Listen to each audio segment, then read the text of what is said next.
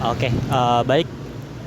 Saya buka aja di sini ya. Assalamualaikum warahmatullahi wabarakatuh. Waalaikumsalam warahmatullahi wabarakatuh. Di sini kami dari jurusan manajemen dan akuntansi ingin mewawancarai terkait uh, UMKM di daerah Raden Saleh, Jalan Raden Saleh, Ya, Kemang Raya Cilodong. Kemang Raya, Ciledug.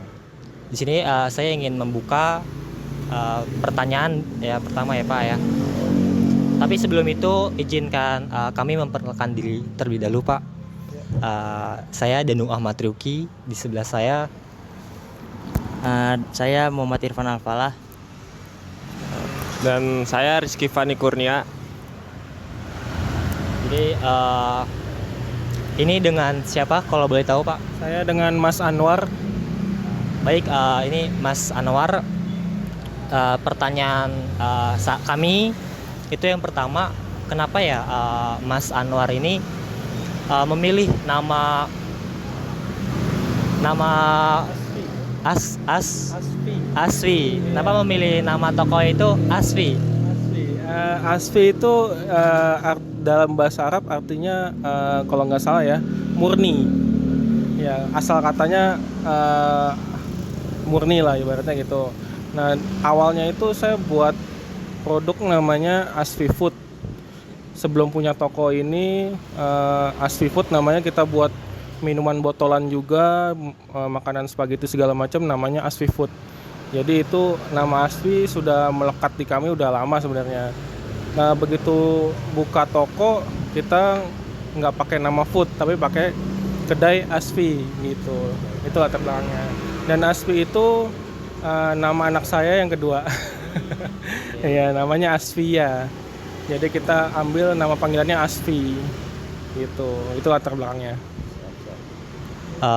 Untuk dari latar belakangnya sendiri, ini udah berapa tahun nih berjalan kedai Asfi ini?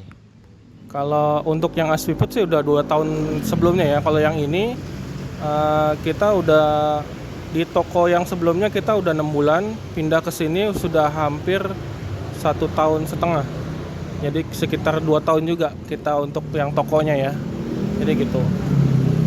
Oke, baik kalau begitu di sebelah saya akan mempertanyakan lebih lanjut. Untuk pertanyaan selanjutnya, bagaimana cara mempromosikan produk ini? Ya. Kalau boleh saya pegang. Kalau teknik promosi saya lebih ke spanduk yang utama ya. Jadi sudah beberapa kali saya coba dengan yang lain seperti flyer atau sebar-sebar selebaran gitu. Itu kurang efektif buat saya. Yang paling mengena di jalanan yang seperti ini itu spanduk. Yang utama itu produknya besar, kelihatan di spanduk tuh desainnya besar, namanya jelas, sama harganya. Itu sih tiga poin itu poin di spanduk yang paling orang cepat lihat, karena di jalanan itu kan cuma butuh 2-3 detik doang untuk melihat spanduk ya. Kalau untuk awalnya itu. Yang kedua, setelah orang visit ke sini baru kita displaynya tuh rapi, jelas, menunya ada gitu. Setiap di rak-rak tuh ada harga-harganya juga. Jadi seperti itu. Jadi orang mudah gitu.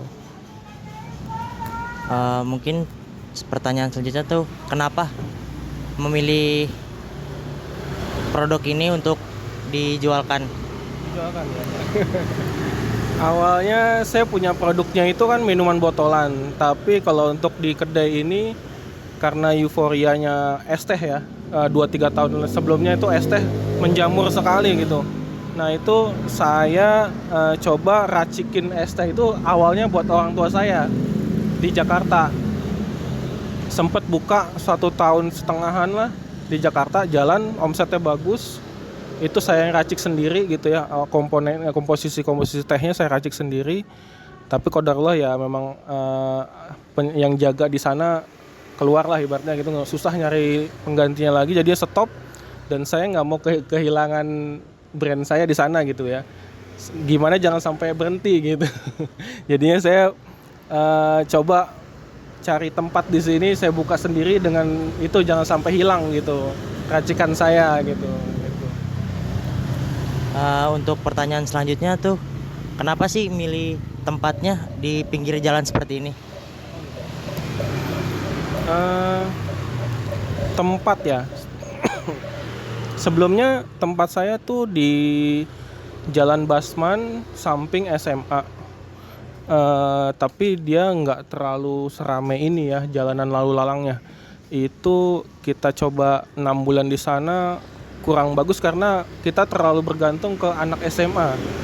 Jadi begitu anak SMA bubar, visitor sepi gitu. Kalau di sini alhamdulillah sih dari pagi sampai malam gini masih hidup ya. Jalurnya cukup ramai gitu. Jadi kita punya kesempatan didatangi orang lebih banyak dan lebih beragam, nggak cuma satu segmen anak SMA, dari anak-anak, ibu-ibu, bapak-bapak, om-om segala macam juga bisa mampir gitu. Mungkin akan dilanjutkan pertanyaannya dari Fani. Oh ya, tadi kan mengenai promosi ya, tentang spanduk. Waktu itu saya juga tertarik ketika lalu lalang di sini melihat tagline kayak bukan digunting tapi digiling gitu. Saya ingin tahu mengenai tagline itu gitu. Itu untuk salah satu produk kami, yaitu kopi Abu Azki Coffee ya. Jadi awalnya kita pakai kemasannya bukan yang ini tapi yang 250 ml agak besar. Dari situ pergerakannya agak lambat ya. Agak lambat, kita coba meniru kemasan yang lebih simple, yang 200 ml ini alhamdulillah lebih booming, dan kita tambah dengan tagline yang bisa menyentil orang lah ibaratnya gitu ya. Digiling bukan digunting gitu. Kenapa kita pakai tagline itu? Itu salah satu sindiran sebenarnya. Sebagai sindiran agar orang-orang yang biasa ngopi sasetan itu beralih atau mencoba dengan produk kopi yang beneran digiling gitu. Maksudnya digunting ini, kita kopi beneran itu digiling loh, bukan sasetan yang digunting gitu. Jadi kita mau edukasi customer juga kalau ini loh, dengan kita pakai biji kopi asli, digiling beneran, rasanya bagus, tapi harganya bisa kita affordable, bisa kejangkau gitu, masih cukup terjangkau ya, itu aja sih. Baik, selanjutnya mengenai produk kopi, awal mulanya ini gimana tentang produk kopi gitu? Karena saya udah punya racikan teh sendiri, saya juga waktu itu memang happening juga kopi shop ya. Saya ada awalnya tuh mencoba dari satu kopi shop ke kopi shop yang lainnya gitu. Oh, rasa kopi beneran tuh seperti ini. Awalnya saya punya produk Asfi Food yang cappuccino, tapi itu bukan kopi giling, masih kopi bubuk, kopi saset lah, ibarat kopi saset, kopi gitu. Saya racik juga dengan creamer segala macem, tapi kok rasanya beda ya sama yang produk kopi shop gitu ya. Apa bedanya ya? Oh, saya pelajari satu-satu. Oh, kopinya yang beneran begini, digiling beneran begini komposisinya. Saya belajar banyak, nyoba sendiri juga. Itu jadinya alhamdulillah lahirlah ini gitu, produk kopi gitu. Oke, baik, mungkin selanjutnya akan dilanjutkan oleh Danu. Baik, terima kasih Mas Anwar atas jawabannya. Mungkin saya ingin menanyakan terkait strategi ya. Strategi apa namanya? Jangka waktu dalam waktu 1,5 tahun ya, berdirinya kedai kopi Asfi. Itu tantangan apa sih atau hambatannya dalam menjalankan kedai kopi Asfi ini? Oke, baik. Hambatan yang paling terasa itu qadarullah cuaca ya. Kalau kita masuk di musim penghujan gitu ya, rata-rata merata sih di pebisnis minuman dingin utamanya ya, itu pasti ada penurunan omset segala macam, dan itu kita coba untuk siasati dengan apa ya? Yang pertama ya kita pertahankan kualitas dulu gitu. Dengan kualitas yang baik, customer insya Allah tetap datang dengan kalau cuacanya agak hujan segala macam dia tetap take away. Alhamdulillah seperti itu. Kemudian hambatan selanjutnya itu biasanya kebosanan customer dengan menu yang sudah ada, dan itu biasanya kita coba variasi baru. Kita coba seperti yang ini Milky Mango, Red Velvet dan coklat ini baru 2 bulan kita launching, makanya ada tulisan newcomer kan. Nah itu produk baru kita. Di sini sebelumnya produk utama kita teh original, teh hijau, teh biru, teh merah, dan teh ungu, itu yang utamanya sebelumnya. Jadi kita punya segmen teh, kita punya segmen susu-susuan, kita punya segmen kopi-kopian gitu. Oke, baik, mungkin sekian aja dari wawancara kami. Terima kasih banyak sudah meluangkan waktu Mas Anwar.